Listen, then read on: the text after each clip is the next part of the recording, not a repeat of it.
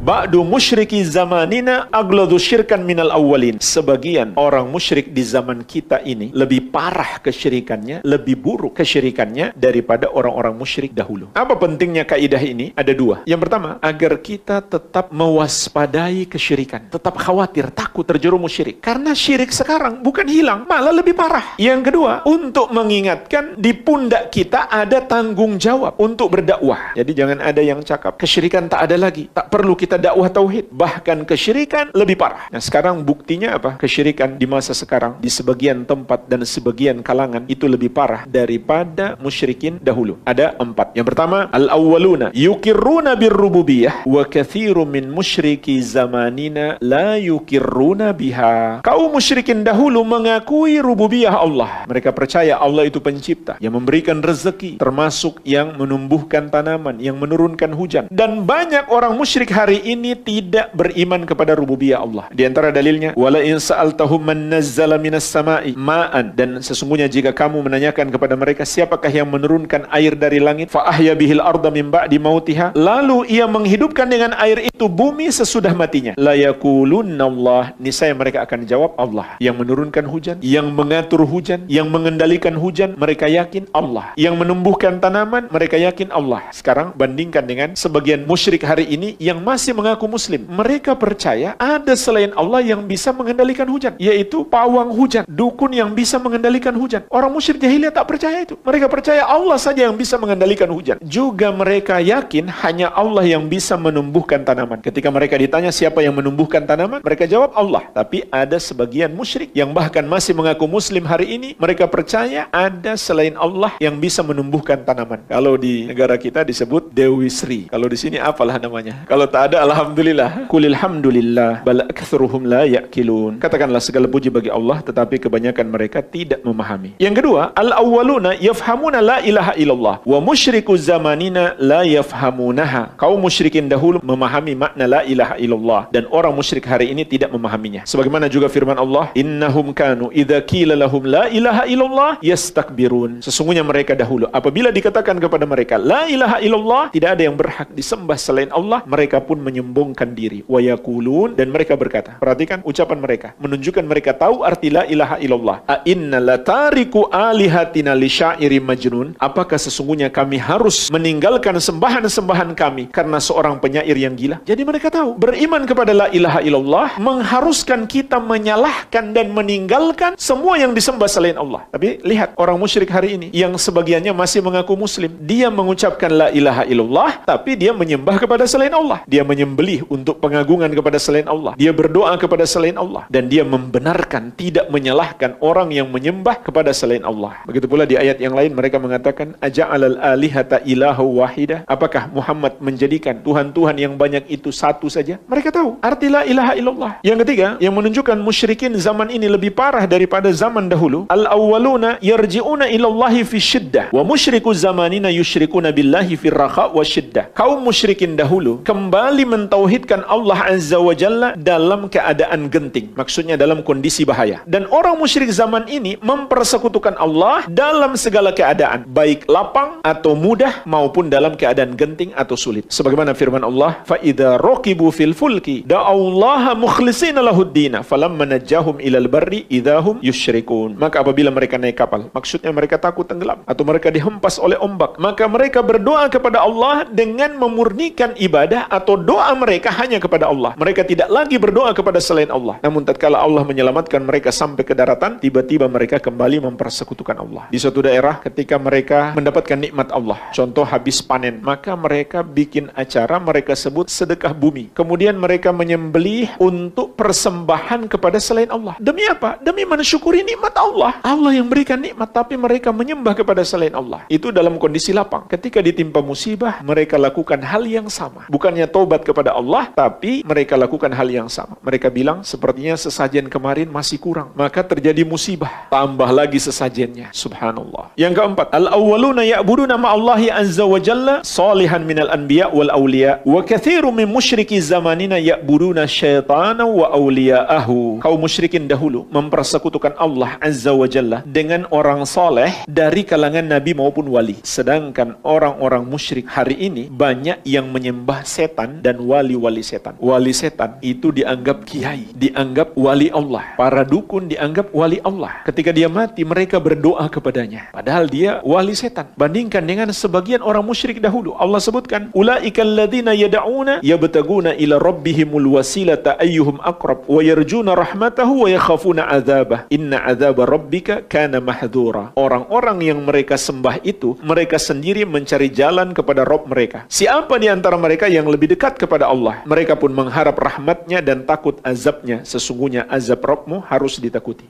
Al-Amwa, menemani ibadahmu juga hijrahmu.